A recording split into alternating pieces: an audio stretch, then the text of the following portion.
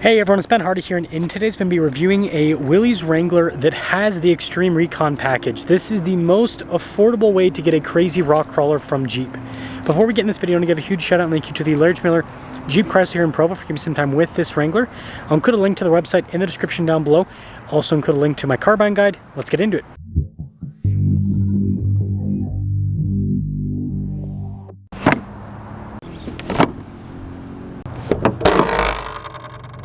Under the hood, we have a naturally aspirated 3.6-liter V6 that goes through an 8-speed automatic transmission. Now, the window sticker says fuel economy is 18 around town and then 23 on the highway, but I just reviewed a Rubicon with the Xtreme Recon, and that has the same engine, same tire and wheel setup, and that said 16-19 for the fuel economy, so suspicious. Anyways, 285 horsepower, 260 pound-feet of torque.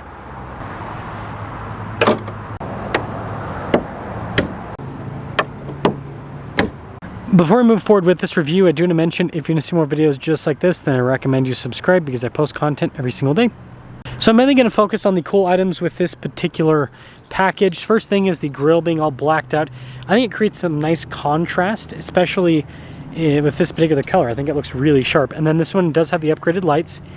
Now, one downside is the bumper. This just has the standard plastic bumper. That's definitely something you're going to want to replace if you end up taking this off-road. But when it comes to looks, it looks cool. Now, being an Xtreme Recon means we've got 35-inch tall tires wrapped around 17-inch wheels in the front and over in the rear. And I love the wheel design with the Xtreme Recon. I think it looks really sharp. Got the cool little fender flare extension, and then I like the Willys badge on the side. And then you guys can see trail rated there on the side as well. You've got rock rail protection. That's another thing that I think is cool. And then I actually like the contrast. Even though the top's not painted, the fender flares aren't painted. So I don't know, it just works well. And then the spare is full size, so it's a wheel just like all the others, and you've got a 35, so it does have Jeep's little tailgate reinforcement here on the back. And then again with the rear bumper, just plastic, so if you're going to do some real off-roading, you might want to change that. And I actually want to look at the shocks to see if it has the same shocks as the Rubicon. Yeah, those are the Rubicon shocks. And this leads us inside. Again, the Willys is kind of like a sport inside, so you do get some soft touch here. This actually has blind spot monitoring with the mirrors, but you've got cloth seats. So that's a distinct difference. Manually adjustable. And you can see the trim on the dash. Goes across here as well. And then starting it up, it's got the same gauge cluster as any other Wrangler. This actually has adaptive cruise control. Cool. Let's see if it has the double camera setup. Just a backup camera, so no front camera. Do have dual zone climate, heated seats, heated steering wheel. Actually, yeah, it's got all of it. That's cool. Offered cruise control as well. You can see the shift for the 8-speed. And then when it comes to the driveline, you've got the 2-speed transfer case, 4-wheel high, rear locking differential, no sway bar disconnect. Sorry, no sway bar disconnect, no front locker. So a little bit less than the Rubicon would have. Still have the 4 switches for auxiliary items. Okay, and this leads us to the pricing. So, $61,960 is total MSRP. The Xtreme Recon package is $44.95. I'd also re-gears it as well. And with that being said, let's take this out, drive it, and talk about it.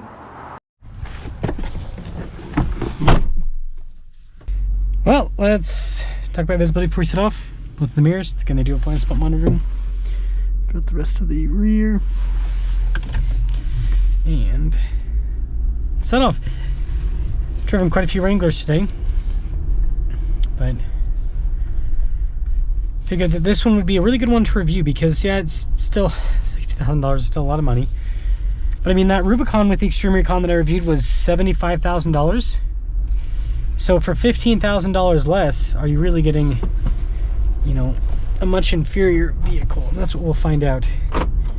And, you know, obviously this has some other options, fancy options added to it you don't have to add, right? You could bring down the price tag a bit if you just did the Xtreme Recon on this. You'd still get the locking diff, for example. Still got 35s, right? Yeah, it doesn't really drive any different from a Rubicon, which makes sense. It's got the same shocks. Still a Wrangler.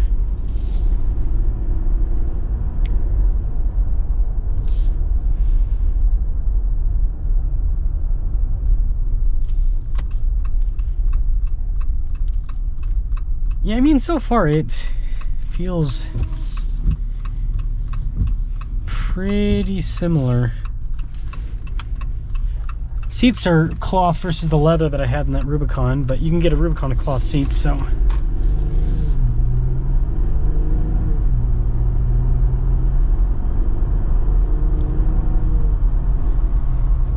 Yeah, and the re-gearing helps out quite a bit with moving these 35s. If this wasn't re-geared, it would struggle. This V6, this Pentastar.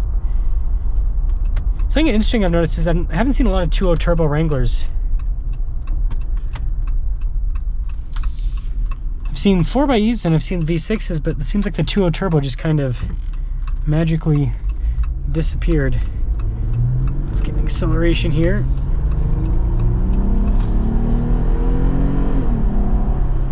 Solid. Great power, but for a Wrangler. But yeah, it'd be cool if we had a beefier powertrain. You know what I think they should do is that Hurricane could even detune it a little bit and it'd still feel better in the Wrangler than this does. I'm just driving through here because I did the same thing with the Rubicon earlier. Yeah, this drives identical to a Rubicon. If you just pop someone in this, they couldn't tell you the difference. When I say, you know, I'm saying Xtreme Recon Rubicon. So, should you buy this? Who's this for? I think that this makes more sense than a Rubicon for most people because, don't get me wrong, I love the Rubicons. They look so cool. Like, there's a Rubicon with the Xtreme Recon. It's a good looking rig. But this also looks really good. So I don't think you really win in the looks compartment with the Rubicon, unless you go 392. 392 is special. Had to put that out there. So looks are great. Interior, it's a Jeep. You don't buy a Jeep for luxury, so this is more than enough. And then off-road capability. No, it doesn't have a sway bar disconnect. No, it doesn't have a front locking diff. How many times have you used those in your Wrangler?